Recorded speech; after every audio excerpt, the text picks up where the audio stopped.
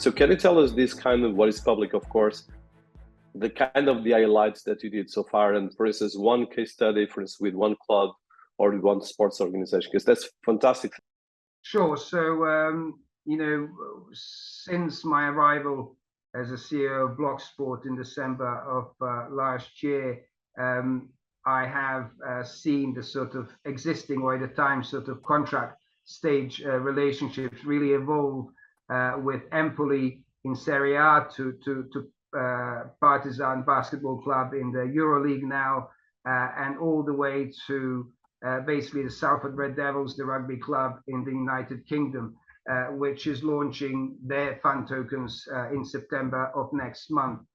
So we have seen how certain clubs and some of our partners have taken the whole sort of opportunity very seriously in the attempt to fully digitalize their sort of club membership and really go down the pathway of embracing the blockchain solution and technology that comes with it. So we last month launched actually 2 fund token offerings, non-speculative utility-based, one with Empoli in Serie A and one with Partizan, which is now playing the EuroLeague as of this season. And we have seen that the kind of the positive and negatives of the way in which you approach it is that the key to success of these kind of services that the clubs are now extending to their fan base is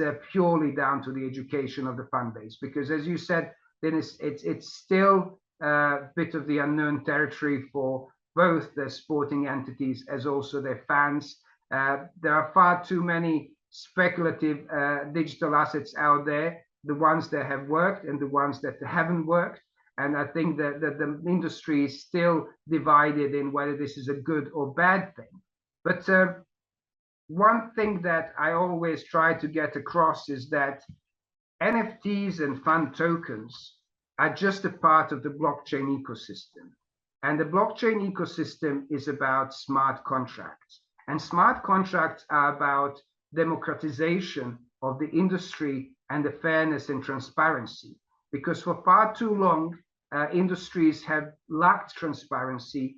They have lacked the sort of ability to attract bigger investment size tickets, because lots of investors don't want to go into the areas that are not transparent enough.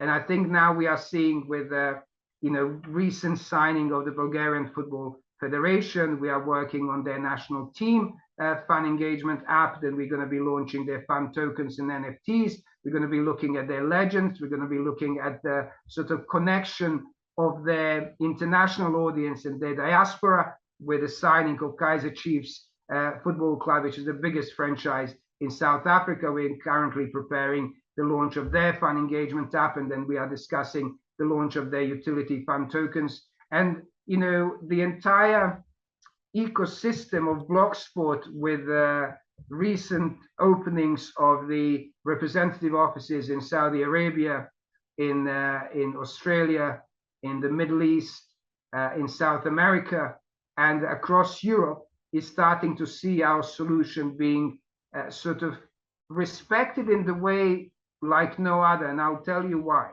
Most of other competitors of ours have had to pay a huge sponsorship amounts of money to engage and ultimately sign the deals with the major tier 1 clubs.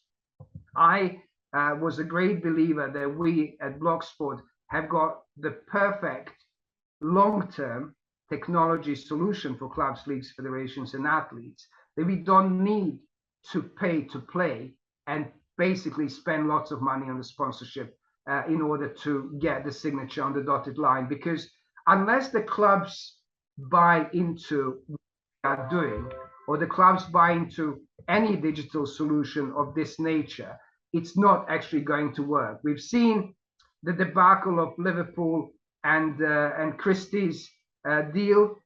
We are now seeing the Sotheby's in Barcelona have launched another NFT on their platform in order to sort of celebrate one of the most special moments. We're starting to see major brands, both in the art auction world, with Sotheby's and Christie's obviously being the leading parties in it, and the biggest brands in the world of football in particular, but I'm sure the NBA will soon follow, joining forces. However, what's really lacking there is the buy-in from the senior management in understanding what's on offer and buy-in from the fans. If the fans don't buy in that this is a good thing for the club, long term, they will not play ball. If the fans don't play ball, you can release thousands of NFTs, you can launch and release millions of tokens, but it will not be successful. So we are working very hard on educational part of the equation, creation of the video content that really delivers those educational points, and working on the ground with the clubs, understanding the cultural differences, because you cannot offer tokens and NFTs in the same way in Serbia, in Italy, in South Africa, in Kenya, in Australia. So you have to, we talked early on about the cultural differences and the importance of understanding of those cultures where you work or the markets you penetrate. And that's something that Blocksport, as a very international organization, is trying to do and trying to achieve. So how do you look at this part of right now educating and as well creating case studies that are strong, like what you guys are doing, and how this can really help both the fans, the sports clubs, and the professionals? No, absolutely. And I think the way I look at every opportunity that is plausible for us and interesting to us as a company is that I often say to the people on the other side that we as the company are not looking for customers. Actually, we're looking for partners.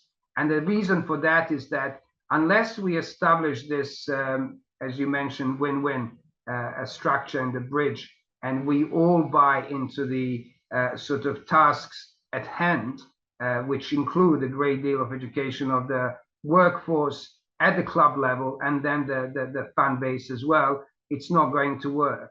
For me and for us, the key thing to make this successful is the buy-in from the side of our partners, because and I've seen it where it worked and where it didn't work, where we didn't have the buy-in, where we basically ended up doing everything for the club. It didn't work because they then didn't translate and communicate to the fans in the way, because they either haven't fully understood it or they're not basically proud enough of what they have in their hands because they don't understand it. Because you know that sometimes a lack of understanding leads to withdrawal from the opportunity that might be real.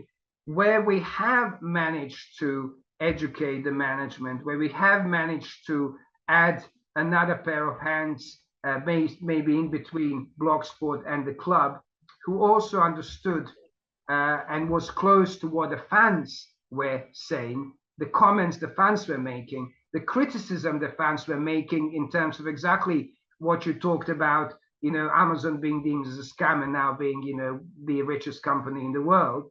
It's important to open yourself up to criticism, but only take the constructive criticism into equation, because you will always have cynics and skeptics in whatever you do. And if I listen to cynics and skeptics, you know, amongst my family, friends, immediate networks, I'd never be where I am today, because taking calculated risks in business and in life is something I believe is necessary to do if you want to achieve things.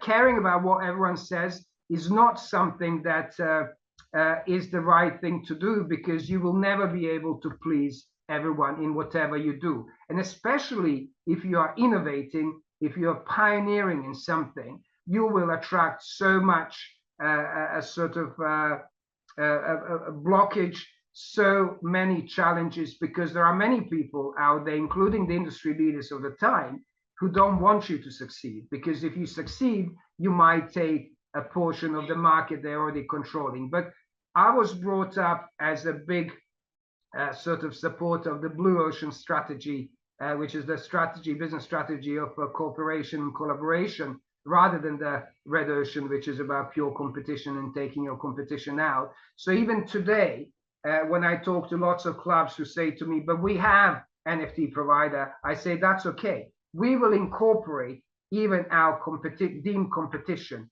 into our own ecosystem, because I believe in what we do. I believe that we have understood the industry better than anybody else, and I have no concerns or fear when it comes down to the competition. I actually want to see which competitors of ours could actually be quite fitting with our business model, how we jointly could basically attract a bigger market share, and how we jointly could also educate both the club operators as well as the fans for the benefit of the fans and the clubs, not the benefit of the sports tech companies. We will only benefit and win if we truly want to do that, if our partners are benefiting across the board. We will not win even short term if all we care about is the return of investment towards the investment groups, investors, or ourselves as the co-founders or driving forces of those companies.